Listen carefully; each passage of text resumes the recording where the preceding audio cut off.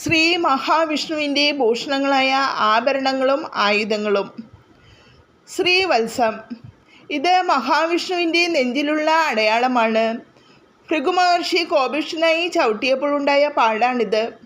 പാഞ്ചജന്യം, ഈ ശംഖിൻ്റെ സ്പർശനശക്തി കൊണ്ടും നാദം കൊണ്ടും മനുഷ്യർ ജ്ഞാനിയായി തീരുന്നു. സുദർശന ചക്രം, ഇതിന് വജ്രനാഭമെന്നും പേരുണ്ട്. 108 അരങ്ങളോടുകൂടിയ ഈ ചക്രം വിശ്വകർമാവ് സൂര്യാംശം കൊണ്ട് നിർമ്മിച്ചതാണെന്ന് പറയപ്പെടുന്നു.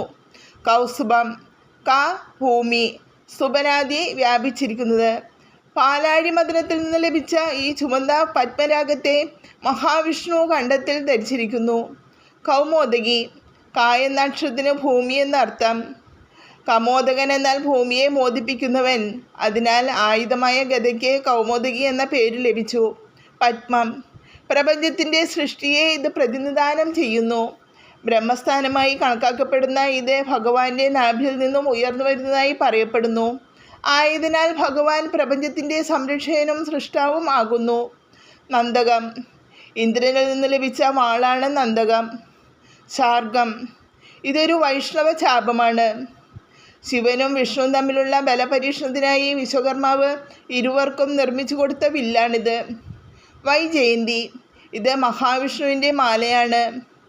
5 രത്നങ്ങൾ ഒരുമിച്ച് ചേർത്ത് നിർമ്മിക്കപ്പെട്ടിരിക്കുന്ന ഈ മാലയ്ക്ക് വനമാല എന്നും പേരുണ്ട്. മകരകുണ്ടലം, ഭഗവാന്റെ കർണാഭരണമാണിത്.